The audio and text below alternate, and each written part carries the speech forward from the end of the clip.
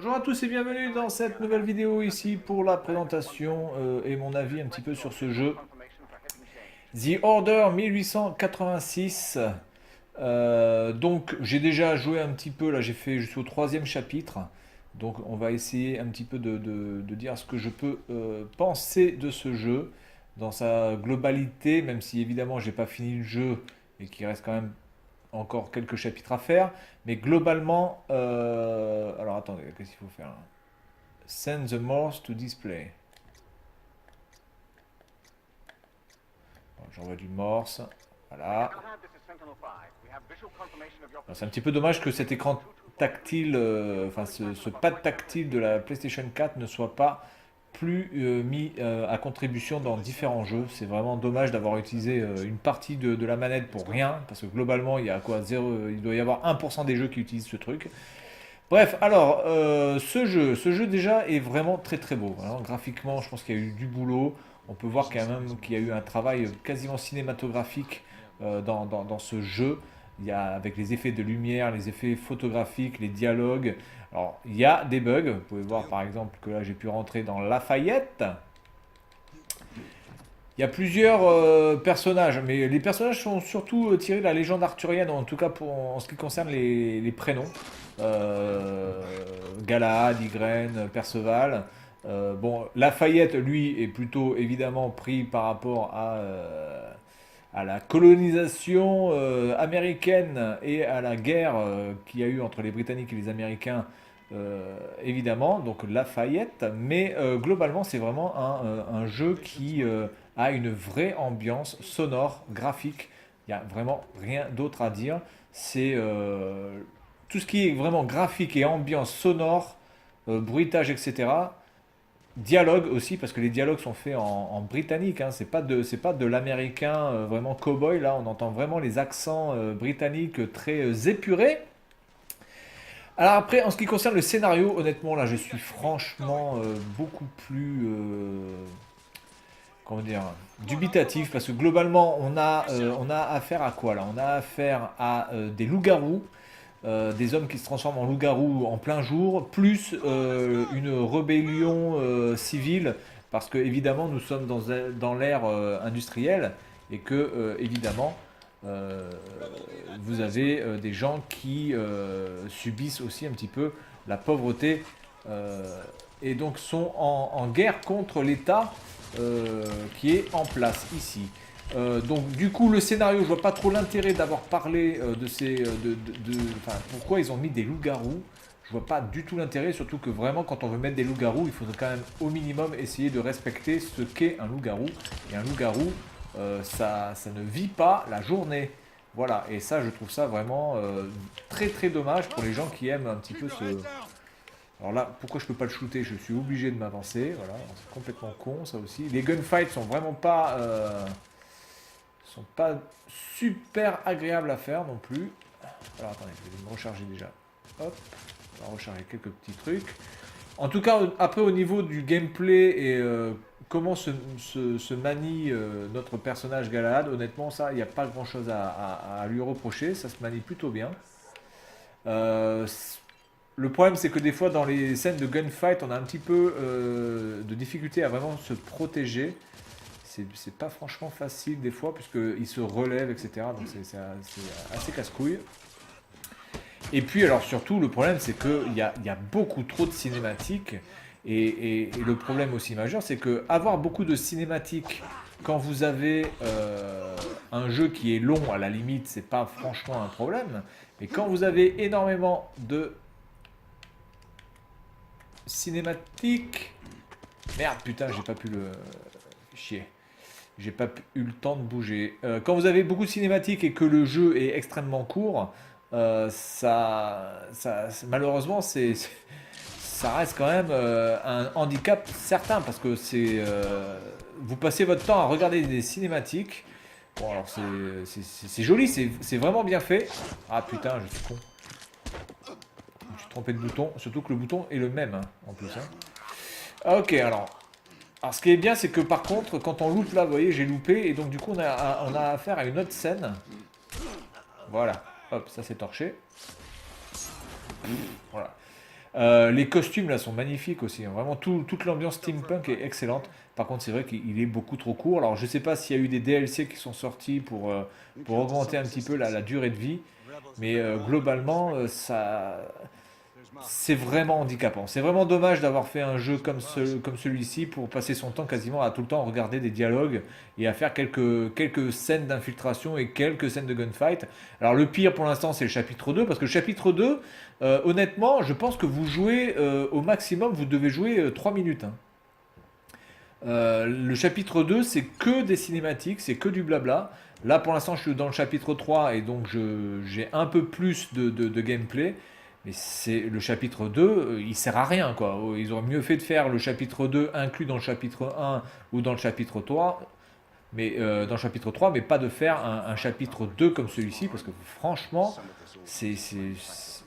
il sert à rien ce chapitre. Voilà, on passe son temps à laisser la manette sur la table.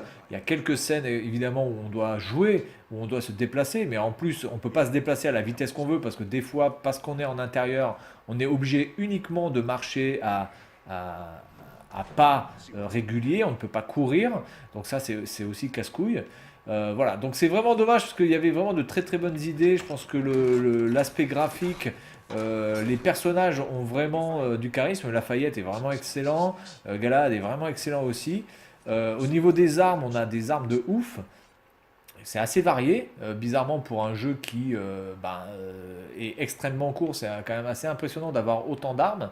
Mais dans l'ensemble, c'est vrai que l'idée de ce jeu était plutôt dans le bon sens.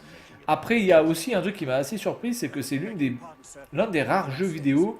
Alors, on a vu des paires de nibards, pas forcément, parce qu'il y a d'autres jeux où on a pu voir des paires de nibards, mais je crois que c'est le premier jeu où je vois où on voit la bite d'un mec. Donc, et on la voit, enfin, si vous prêtez attention, franchement, vous allez la voir sans aucun problème. On voit clairement bien sa bite. Et voilà, c'est pas une version censurée. Alors, je sais pas s'il existe une version censurée de ce jeu, mais en tout cas, c'est l'un des rares jeux qui a vraiment voilà, il n'y a pas de censure. Bon, et évidemment, il y a la censure par rapport au fait que ce jeu est interdit aux moins de 18 ans. Ça va de soi, mais c'est vraiment rare de voir un jeu où on peut se retrouver avec des parties génitales montrées comme ça. Et hop, je mets le feu. Ouh, elle est pas mal cette arme là. Elle est carrément pas mal cette arme. Ah ouais, ça c'est une très bonne arme ça. Ça permet de foutre le feu aux gens. Ça j'aime bien ça. Très très bonne idée. Alors on va essayer de mettre là aussi. Et de foutre le feu. Hop. Voilà, ils prennent feu. Ça c'est cool. Ouais, très très bonne idée cette arme. J'aime bien. Bon, alors après, je sais pas s'il y a vraiment des quêtes annexes, etc. Je pense que la rejouabilité est proche du néant. Je pense qu'il y a très peu de chances de pouvoir rejouer à ce jeu parce que il me semble pas avoir, il me semble pas y avoir de quête annexe du tout. Donc du coup, c'est vraiment dommage. Mais qui c'est qui me shoot là? Attendez, qui c'est qui me shoot? Ça c'est aussi un problème, c'est qu'on a un petit peu de mal de voir des fois où se situent les mecs qui vous shootent la gueule. Attends, le mec là il arrive à me shooter quoi. C'est une blague ou quoi? Il y a un mec là?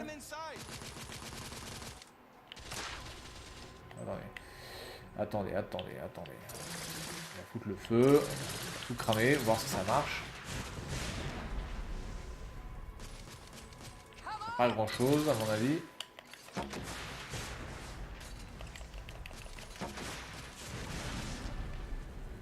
Bon, je sais pas où est le personnage, donc il faut que j'aille là. Get the constable inside. Mais il faut que j'aille dedans, ah d'accord. Et comment j'y vais dedans? T'es marrant toi petit. Voilà, donc en fait c'est vraiment, vraiment un bon jeu. Je passe vraiment pour l'instant un bon moment. Il y a tous les ingrédients pour faire peut-être un deuxième épisode de très très bonne qualité.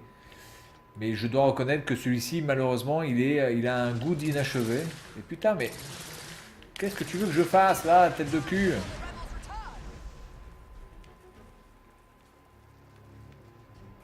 Tu veux que j'aille à l'intérieur, mais je peux pas y aller à l'intérieur, là, il n'y a pas de... y a pas de porte. Quickly, hey, quickly, hey.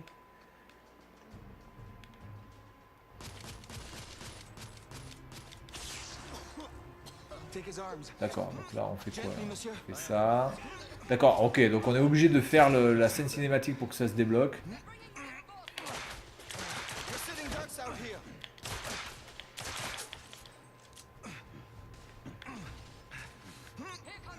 Ah ouais, mais c'est bidon en fait ça. En fait, d'accord, il faut que j'aide le mec, il pouvait pas le faire tout seul.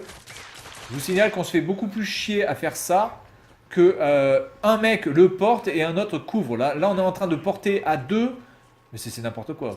Tu veux pas me dire que le mec il est pas capable de porter tout seul. Ah, il s'est fait toucher. Donc après, il n'y a pas. Voilà, ce qui est bien, c'est qu'il n'y a pas de censure. Pour l'instant, il n'y a pas vraiment de gros mots. Par contre, il n'y a quasiment aucun mot vulgaire. Mais quand même, c'est vrai que quand on va dans le secteur de Whitechapel, on voit les prostituées et donc on les voit, on les voit quasiment nus, on les voit seins nus, on les voit même en train de niquer, j'ai envie de dire, et on voit même donc la bite d'un mec. Et donc ça, c'est quand même quelque chose qui m'a assez surpris parce que c'est quand même assez rare. Pour moi, c'est la première fois. Hein. Voilà, je sais pas s'il y a d'autres jeux hors jeux bizarres sur les consoles de l'époque, genre 3DO, etc. Mais on va dire sur les consoles à partir de la PlayStation 2 et de la Dreamcast, je suis vraiment pas sûr qu'on ait eu des jeux où on a vu clairement les appareils génitaux d'un mec et les seins d'une femme aussi de manière aussi réelle, quoi, aussi démonstratif. Voilà, donc c'est tout pour cette vidéo concernant The Order 1886 qui vraiment vaut le coup. Là en plus c'était le Black Friday donc j'ai eu à un prix raisonnable. Hein. Franchement je l'ai payé, je sais pas, je crois que j'ai dû le payer 5 balles. C'est un très très bon jeu. J'attends vraiment avec impatience qu'il sorte le 2, qu'il soit beaucoup plus long, que tout soit quand même un peu mieux géré, surtout au niveau du scénario, parce qu'encore une fois, le scénario par rapport au loup-garou, vraiment, je ne vois pas comment on peut amener ça comme ça.